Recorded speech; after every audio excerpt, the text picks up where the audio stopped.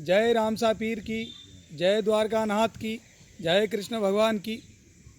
साथियों, आज हमारे साथ में रामसा पीर द्वारकाधीश के भक्त सम्मानीय आदरणीय पूजनीय नारायण दास जी महाराज।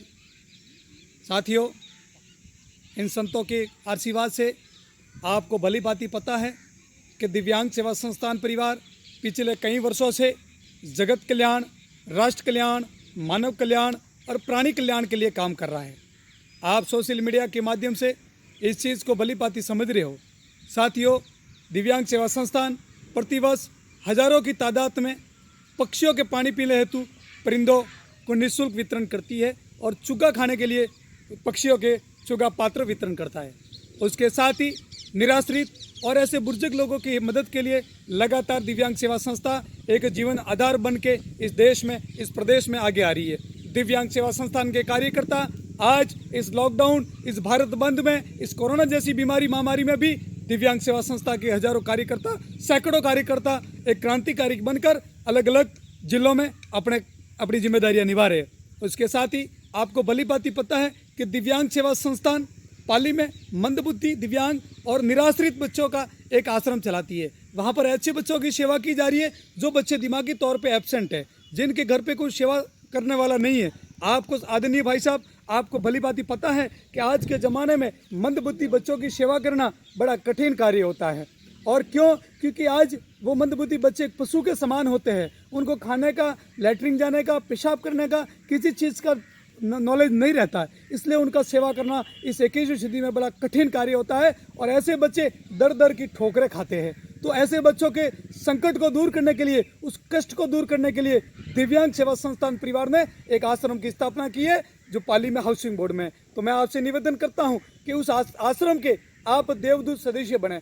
आश्रम ने 365 ऐसे वीर योद्धाओं को जोड़ने का संकल्प लिया है जिनके अंदर दया, करुणा और सेवा के भाव हो, जो मानव जाति के लिए कुछ कर गुजरने के अंदर आग हो, जो नर को ही नारायण मानता हो, जो भगवान इस मानव में ही माधव को देखता हो, जो एक इंसान में भी श्री राम को देखता हो, श्री कृष्ण को देखता हो। ऐसे लोगों को जोड़ने का संकल्प लिया है और 365 लोगों को संस्थान जोड़ने जा रही है।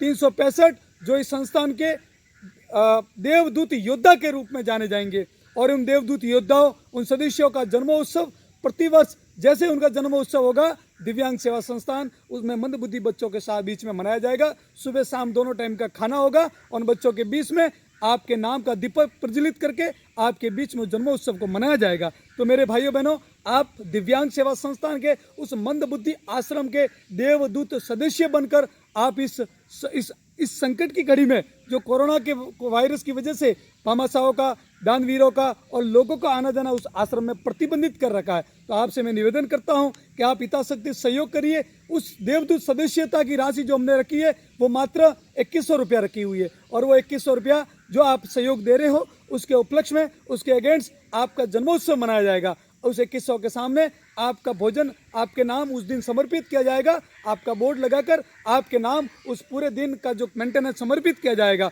तो मुझे पूरा विश्वास है कि आप इस दिव्यांग सेवा संस्थान द्वारा जो संचालित मंदबुद्धि आश्रम के देवदूत सदस्य बनकर इस संकट की घड़ी में आप हनुमान का रोल निभा सकते हो। इस संकट की घड़ी में आप एक आधार बन सकते हो। अब इस संकट की घड़ी में आप उस मंदबुद्धि बच्चों के माँ बाप बन सकते हो और उन बच्चों को नया जीवन दे सकते हो। उन बच्चों के से दिल से निकली हुई दुआएं, उन बच्चों के हृदय से निकली हुई दुआएं आपके जीवन में सुख, समृद्धि और शांति ले जाएगी। मेरा पूरा विश्वास है कि सम्मानीय आदरणीय मेरे बड़े भाई साहब, आप देवदूत सदस्य बनकर 2100 रुपया इस मंदबुद्धि आश्रम को आर्थिक सहयोग डोनेट करके आप इसके सदस्य जरूर ग्रहण करेंगे और इस अभियान में अपनी आहुति देकर इस पुण्य कार्य को एक नई ताकत प्रदान करेंगे। तो अपने ऊपर आशीर्वाद है गुरुदेव का। गुरुदेव आशीर्वाद दियो कि मोरे पागल बच्चों रे सेवारो बेड़ो पार वे। तो गुरुदेव रो आशीर्वाद मिलियो है। आप सब अभियान में साक्षी बन जियो। जय जय श्री राम, जय राम सा पीर की। धन्यवाद।